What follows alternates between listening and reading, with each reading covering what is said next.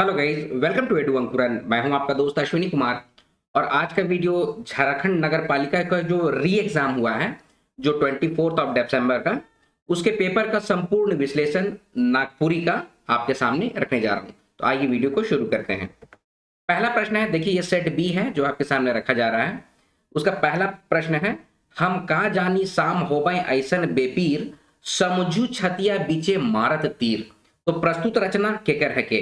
तो इसका correct answer हो जाएगा ऑप्शन नंबर डी, कंचन से। देखिए ये सब, देखिए आउट ऑफ सिलेबस कहा जा रहा है ये सब क्वेश्चंस को, और आउट ऑफ सिलेबस एक तरह से आप लोग कह भी सकते हैं, लेकिन आयोग किस तरह से सोच रहा है इसको भी हम लोगों को दिमाग में रखना होगा। ठीक है, आउट ऑफ सिलेबस ये क्वेश्चन है। इसका करेक्ट आंसर क्या हो जाएगा?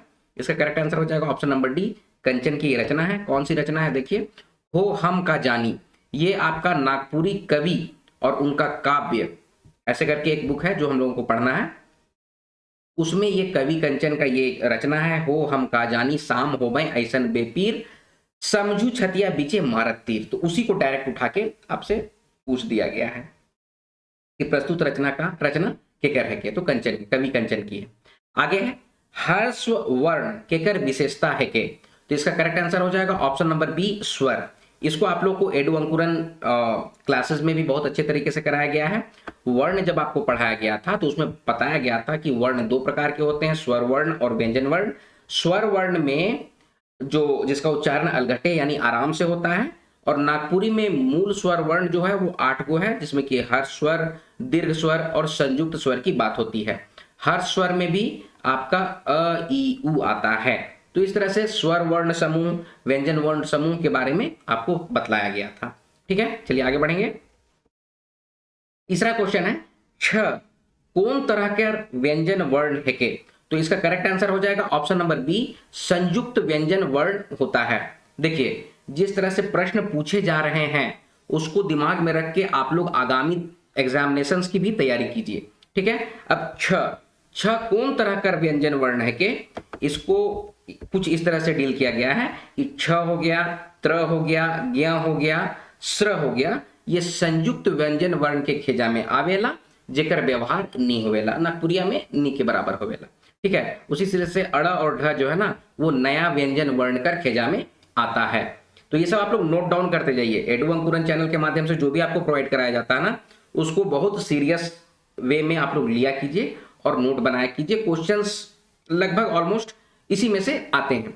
ठीक है, चलिए आगे बढ़ें। विप्लवी महान खंड काव्य, देखिए स्पेशली लिखा है, विप्लवी महान खंड काव्य कर रचयिता कर नाम बताओ। तो कौन है? शारदा प्रसाद शर्मा। ये आप लोग को बताया गया था जब शारदा प्रसाद शर्मा का वीडियो कराया गया है। आगे, देश तो गुलामी रहे अंग्रेजी शासन रे, तन मन धन दे कतई बलिदान सोना कतई बलिदान रे। ये अजीत अंसारी की रचना है। कौन से कविता से लिया गया है? तो मुलुक भारत से लिया गया है। ये स्पष्ट क्वेश्चन है, इसमें कोई डाउट नहीं है। चलिए हम लोग अब आगे बढ़ेंगे। संज्ञा से पहले संख्या वाचक विशेषण कर प्रयोग से का होवेला। देखिए अगर कोई संज्ञा है उसके आगे संख्या वाचक विशेषण अगर लग जाता है तो वो बहुवचन बन जाता है। ठीक है, मान लीजिए कि किसी का बात कर रहे हैं, उसमें 1 2 3 4 अगर जोड़ देते हैं तो वो तो बहुवचन बन जाएगा ना।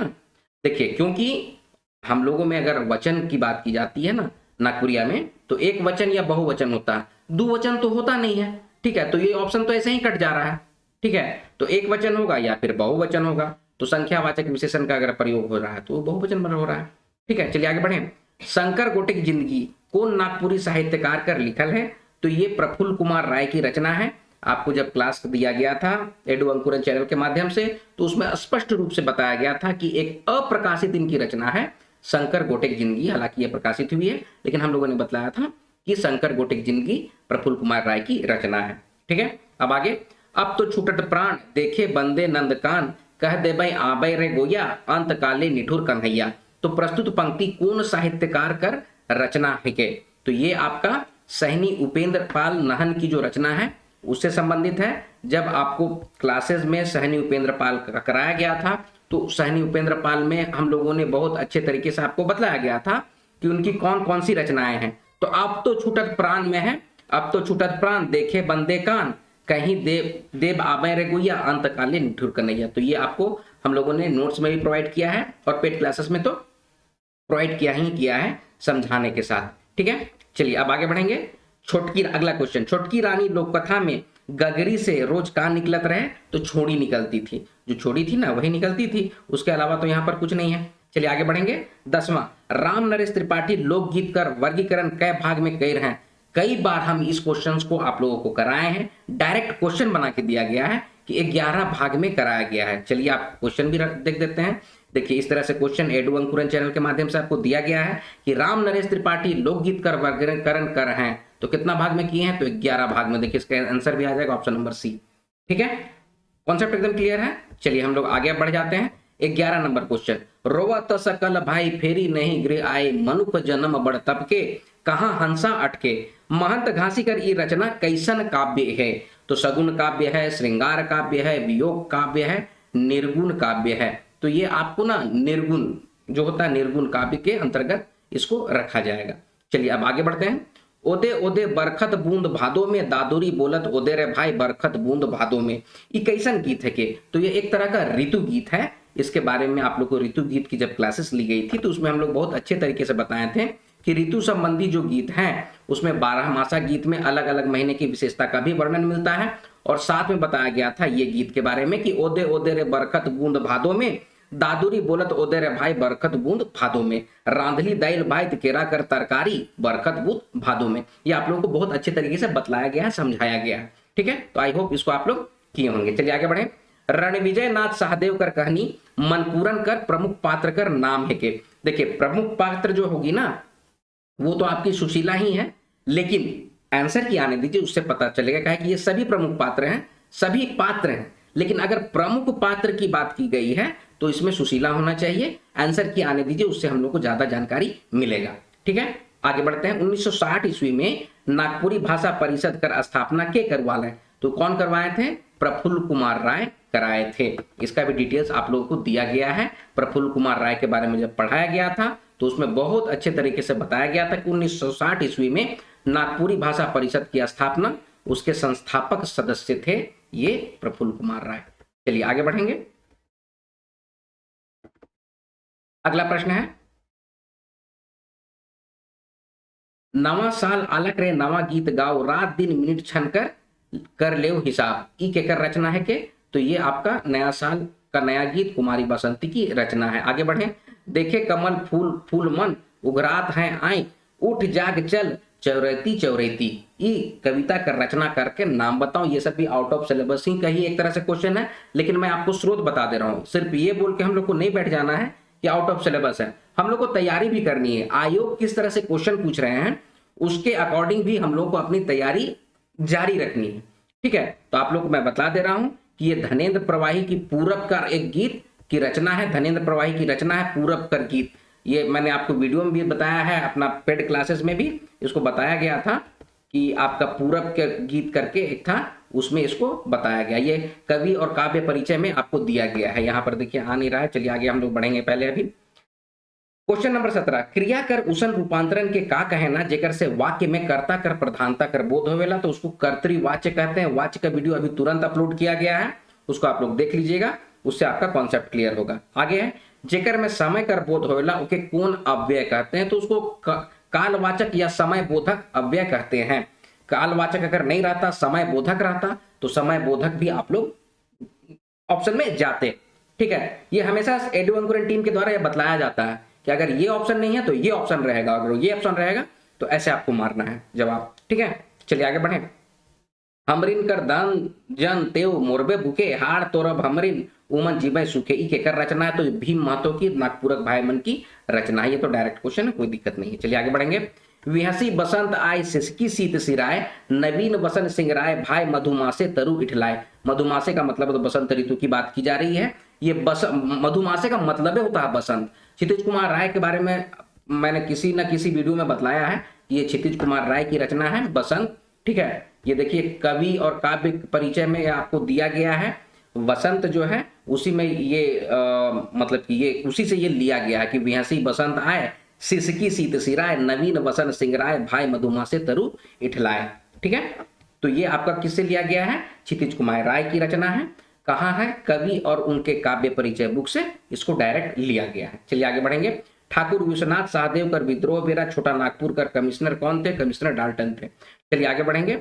जे शब्द वाक्य, इसका करेक्ट आंसर हो जाएगा ऑप्शन नंबर सी। आगे है, जे शब्द वाक्य में काम पूरा करे में मदद करेला। ओके, का कहे ना, कोई भी काम हो रहा है, उस काम को पूरा करने के लिए किसी की मदद की जरूरत होती है, उसके हेल्प से कोई काम पूरा होता है, तो उसको करण कारक ही कहते हैं। कारक का वीडियो देखिएगा, क्लियर हो जाएगा कॉन्सेप्ट। हालांकि मैं यहाँ पर बतला दे रहा हूं कि यहाँ पर करण कारक के बारे में एडु अंकुरन चैनल के बारे में बतलाया गया था कि कोनो वाक्य में क्रिया कर होए में कर्ता कर सबसे बगरा मदद करेला, ओके, करण कारक कहते हैं। या फिर किसी भी काम को पूरा करने के लिए भी जो हेल्प करता है उसी को करण कारक कहते हैं। माने हेल्प करना, मदद करना, उसी को करण कारक से संबंधित है। जैसे कि रमेश एडु अंकुरन चैनल से नागपुरी पढ़ला, तो रमेश तो नागपुरी पढ़ा, लेकिन किसकी मदद से पढ़ा? तो एडु अंकुरन चैनल से पढ़ा।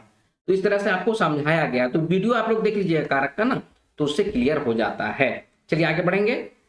आगे है 23 नंबर, मूड कटवा भिकमंगा कामचोर घर दमदा कौन समासक है? तो देखिए इसमें जो लास्ट का जो भी चीज है ना, चोर भिकमंगा, इस तरह से जो आखिरी पद जिसमें प्रधान होता है उसी को कहते हैं तत्पुरुष समास। का वीडियो देखिएगा ना, तत्पुरुष समास, जो आखिरी पद, अंतिम पद जिसमें प्रधानता होती है।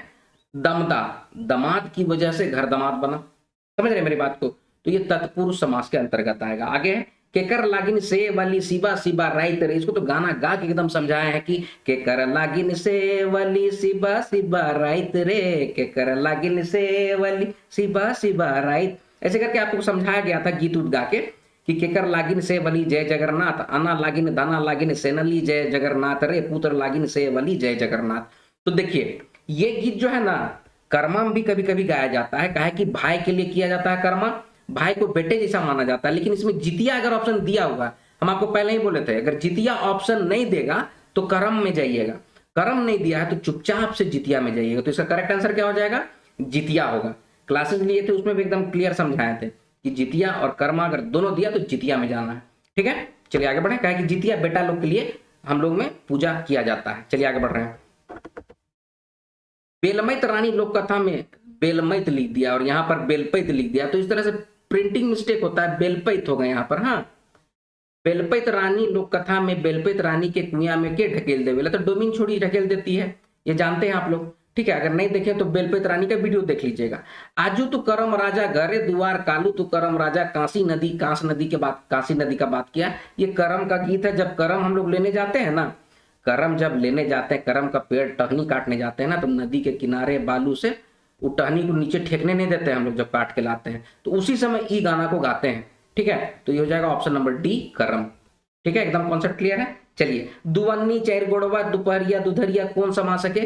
तो द्विगु समास हो, वैसा समास जिसमें कि संख्या का बोध होता है उसको द्विगु समास कहते हैं।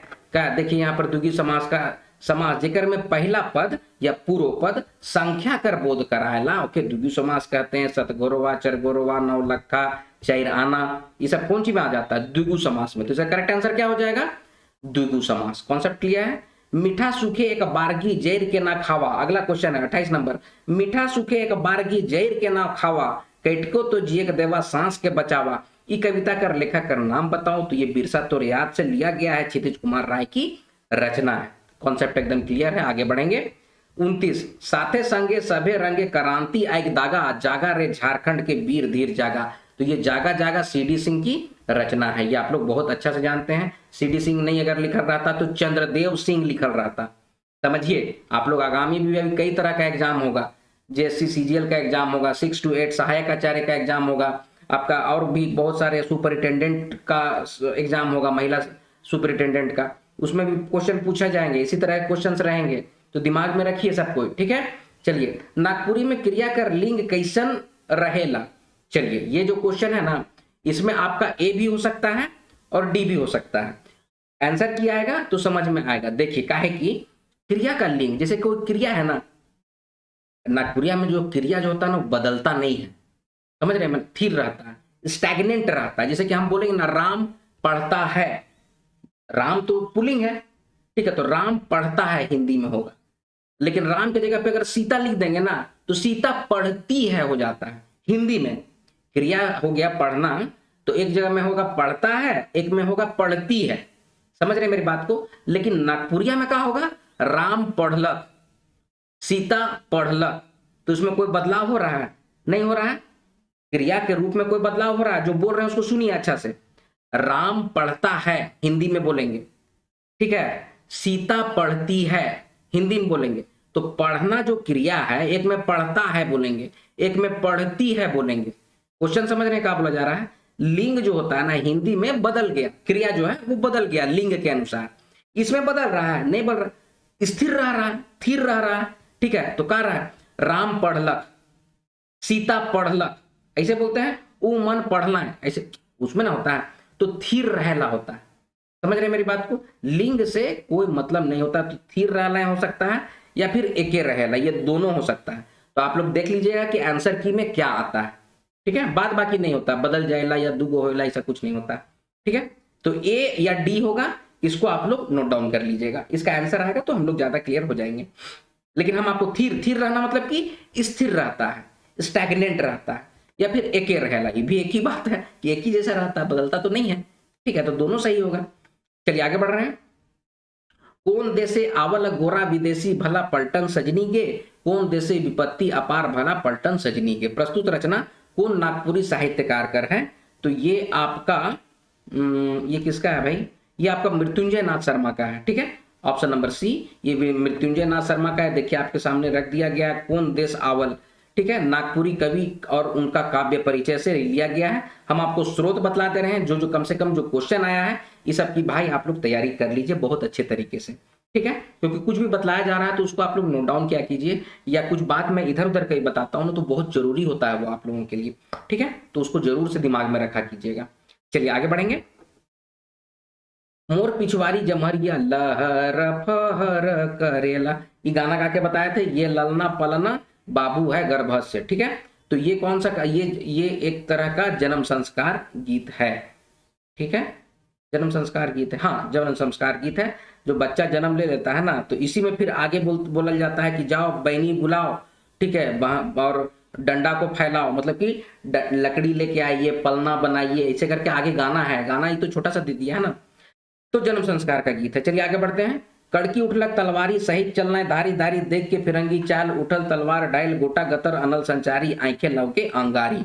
तो प्रस्तुत पंक्ति में कवि प्रफुल्ल कुमार राय कौन साहित्य के बताते हैं? तो देखिए इसमें 4 ऑप्शन दिया है ना, तो इसका सही आंसर हो जाएगा ऑप्शन नंबर डी, शहीद ठाकुर विश्वनाथ शाहदेव। चलिए आगे बढ़ रहे हैं। कान्हा कदम चेड़ बंसिया बजाए गोपिन माइत गेला रे, सुध बुध सभे बिसराए। देखिए ये सब थोड़ा सा ना जरूरत से ज्यादा ही आउट ऑफ सिलेबस क्वेश्चन है। इसको हम मानेंगे कि हाँ भाई ये आउट ऑफ सिलेबस है, क्योंकि ये जो है ना ये डायरी से लिया गया है। किसकी डायरी से? नईमुद्दीन मिर्दाहा सर की डायरी से लिया गया ये गीत है। इसका जिक्र देखिए बीपी केसरी किए थे जब इन लोगों का सिमडेगा में एक जगह हुआ था कॉन्फ्रेंस, तो वहां से लौटने क्रम में इन लोग गुमला गए थे। कौन कौन? बीपी केसरी थे, आपका सहनी उपेंद्र पाल नाहन थे, शारदा प्रसाद शर्मा थे, नईमुद्दीन मिर्दाहा थे। तो उस समय ये गाना को गावल गया था, ठीक है।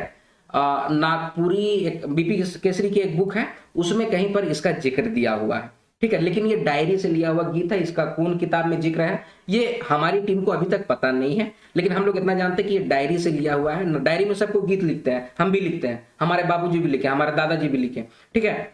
तो लोग लिखते हैं डायरी में कुछ, कोई ना कोई हर कोई डायरी मेंटेन करते हैं, ठीक है। तो उसी तरह से ये डायरी से लिया हुआ एक गीत है। अभी इसको क्वेश्चन में क्यों डाला गया है ये थोड़ा सा आउट ऑफ लॉजिक लगता है, क्योंकि नागपुरी के क्वेश्चंस जिस तरह से सेट करके दिए जा रहे हैं, इससे यही समझ में आता है कि नागपुरी भाषा इन लोग को हटा देना चाहिए।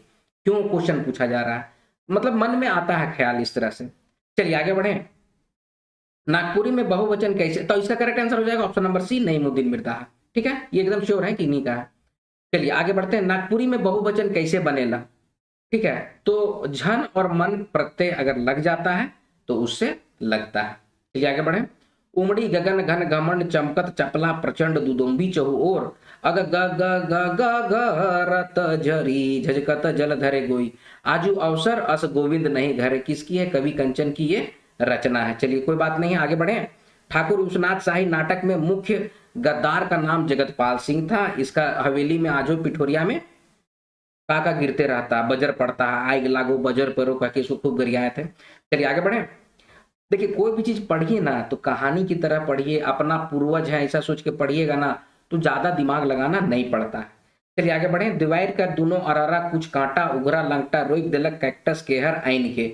धनेन्द्र प्रवाही जी की रचना का शीर्षक क्या है? तो तुलसी और कैक्टस है। ये तो इजी क्वेश्चन है। चलिए आगे बढ़ रहे हैं। उठू उठू वासुदेव निंदिया पहर गेला, जागू अब संसार माया जालक रेला। ये गीत कौन पर? ये जो होता है ना, हम लोग देवठान जब करते हैं उस समय संसार का संचालन करने का काम करते हैं विष्णु भगवान, उन्हीं को वासुदेव कहा जाता है। ठीक है, तो वो अपने नींद से जब जागा जाता है तो उसी को देवठान के समय ये गीत को हम लोग गाते हैं। ठीक है।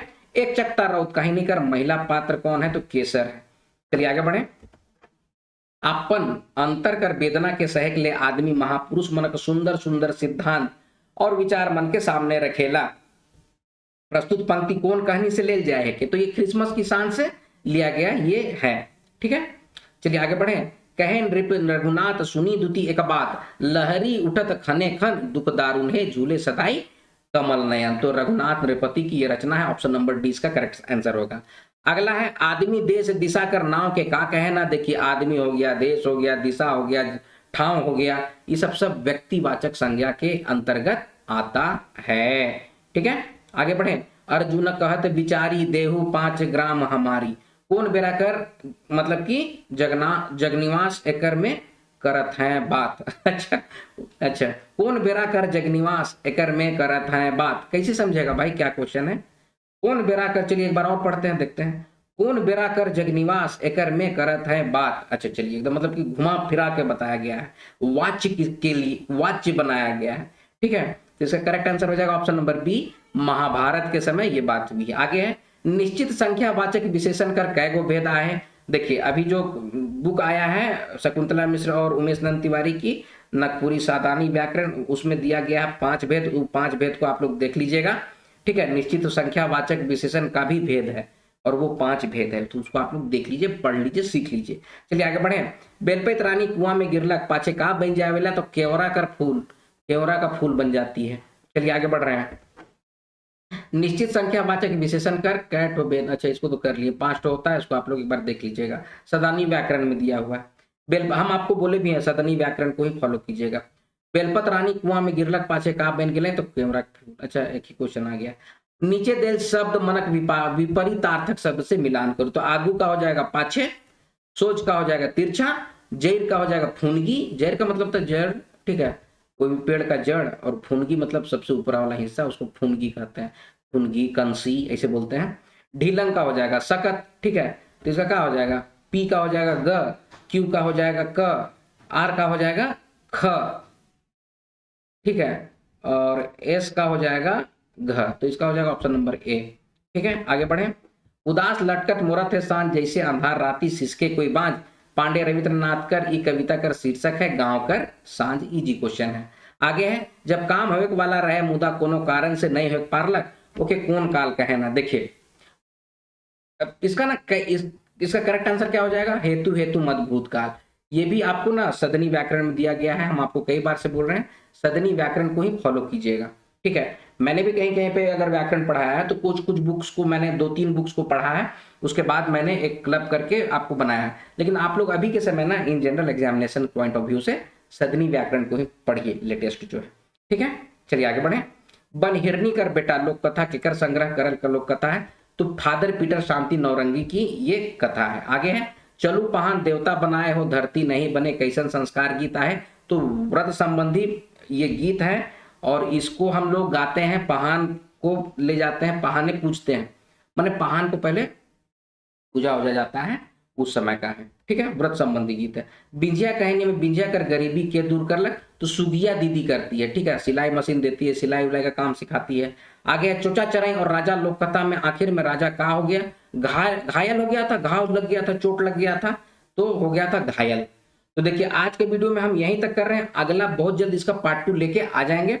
आप लोग क्वेश्चन देख के समझ जाइए कि किस तरह का क्वेश्चन पूछा जा रहा है। सो चलिए आज का वीडियो यहीं पर समाप्त करते हैं। पार्ट 2 इसका बहुत जल्द अपलोड कर दिया जाएगा। चलिए बहुत जोर शोर से आप लोग तैयारी कीजिए। मिलते हैं अगले वीडियो में, तब तक आप लोग अपना ख्याल रखिएगा। जय हिंद।